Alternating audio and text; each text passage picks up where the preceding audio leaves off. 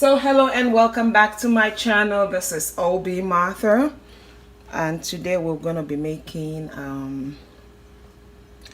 keto breadcrumbs.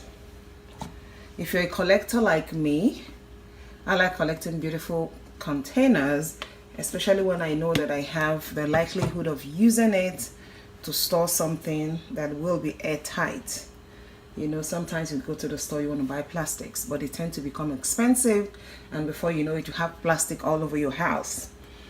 Okay, so I decided to preserve this my coconut oil plastic, washed it and dried it out, so it's very dry now. And you know, in this way of eating, sometimes we make recipes, especially keto bread. We make recipes, they turn out bad. Or sometimes it's not that they turn out bad, but we're tired of eating them, and then we have them sitting in the fridge.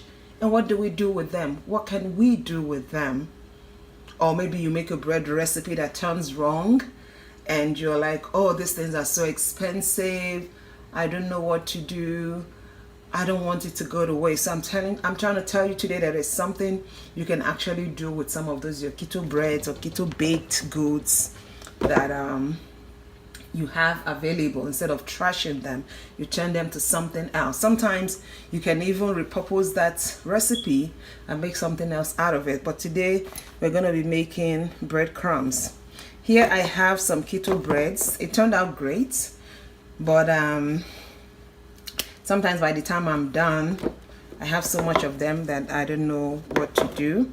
This was a recipe I tried as I can't even remember what it was. But what I basically did with this was I dried it. You can do this in the oven in your lowest setting. You can do it in your dehydrator. You can even do it in your air fryer. What you just need to do is dry it out, dehydrate it until you get dry bread. All right. So my dry bread is ready. I don't want to go into how you're going to dry your bread. Anybody can do that. What I'm going to do right now is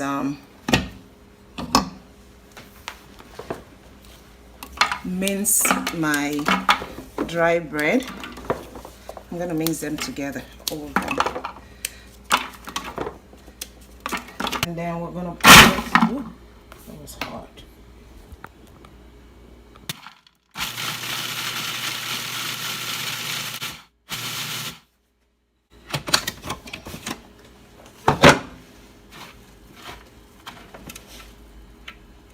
We still need to crumble it some more.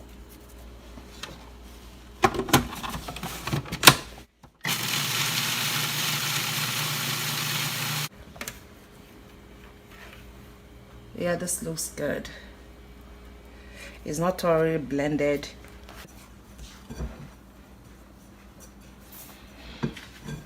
So it's all blended in. If you have chunks like this, you can decide to throw them out, but I think this did a good job. Now I'm going to season it. To season my breadcrumbs, I'm going to be using my adobo seasoning. I might use a little bit of my steak seasoning, but whatever I put in here depends on what I want. I have onion powder, I have garlic powder, I have parsley flakes, and then I have smoked paprika. And because this bread already has salt, you have to be careful with the salt, and there is also salt in the seasoning, so you have to be careful with the quantity of salt that you add to your breadcrumbs. Oh, this smells so good. This is just gonna be so good for ribs. I'm gonna use a tablespoon and a half of my smoked paprika, about a tablespoon of adobo seasoning, a tablespoon of parsley flakes. I'm just gonna mix it in, see what it looks like, and decide if I need to add some more. but I think that is okay. You don't want to have too much parsley flakes in your mix, but like I said, it's still your choice to make. So this looks good. A tablespoon of onion powder and a teaspoon, but I'm using the tablespoon, half of it, of garlic powder. So I'm just gonna add maybe a tablespoon of my